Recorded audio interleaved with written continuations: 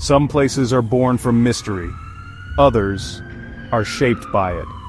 Tonight we travel deep into the forgotten woods of Hollow Creek, where the night swallowed a girl whole, and the secrets refused to stay buried. This is A Night in the Dark. In the small town of Millfield, everybody knew Emily Carter, 17 years old, bright, spirited. On a stormy night in October 1998, Emily joined her friends for a bonfire party at Hollow Creek, an isolated, wooded spot locals half feared, half loved. Stories of hauntings and vanishings had always surrounded the creek, but to teenagers, it was just another thrill. At 11:30 p.m., Emily decided to leave. The rain had started falling harder. She hugged her friends goodbye, promised to call when she got home, and drove off alone into the night. But Emily never made it home. The next morning her car was found abandoned, neatly parked on the side of the old dirt road that curved around the creek, keys still in the ignition, purse and phone on the passenger seat, but no Emily, no footprints, no signs of struggle, nothing. The darkness had swallowed her whole. The town quickly rallied to search. Volunteers, police, dogs, they scoured every inch of the woods. But the evidence they found only deepened the mystery.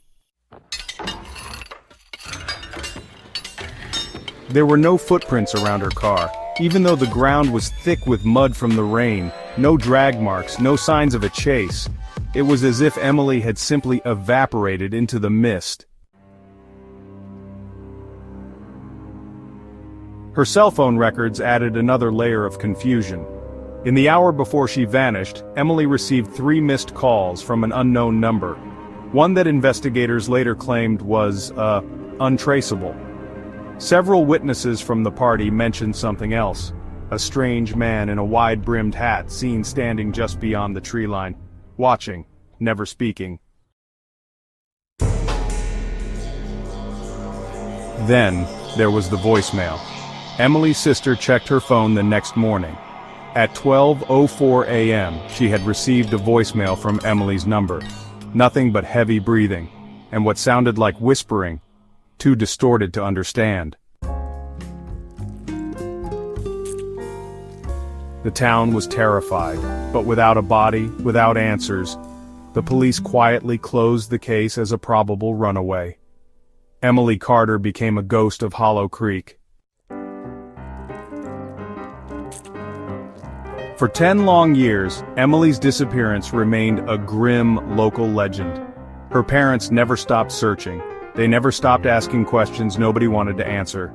Then, in 2008, fate intervened. During a construction project near Hollow Creek, workers unearthed something horrifying. An underground bunker hidden deep beneath the roots of an old twisted oak tree. Inside, they found personal belongings, scraps of clothing, jewelry, faded ID cards. These were items belonging to several missing persons from neighboring counties. And, in the farthest corner of the bunker, a small silver locket. Inside, a photo of Emily Carter. DNA tests confirmed what her parents already knew. Emily had been there. And suddenly, the sleepy town of Millfield realized they had been living alongside a nightmare for years. The investigation pointed to an unlikely suspect, Harold Greene. He was a quiet handyman, really just a fixture in the town.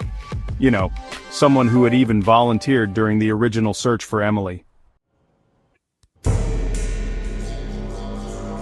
At first, nobody could believe it. But when police raided Harold's home, they found maps of the woods. There were sketches of the underground bunker and, chilling diary entries, rambling accounts of trapping victims in the dark to keep them safe. Confronted with the evidence, Harold confessed. He had kidnapped Emily, he had built the bunker, and well, he had done the same to others. but Harold insisted he wasn't acting alone. He claimed he was just a helper, forced into it by the man in the wide-brimmed hat. The same figure seen by the bonfire that night, the same voice whispering on Emily's final call. Was Harold lying to save himself, or had Millfield's nightmare only just begun? Today, Harold Greene sits behind bars, but the man in the hat, he was never found, never identified. And every October, as the rains return to Hollow Creek, locals swear they can still hear heavy breathing in the woods, whispers riding the mist, calling out to those who dare to walk the creek after dark. Some mysteries fade with time, others only grow darker. Thank you for spending a night in the dark with us. Until next time, stay close to the light.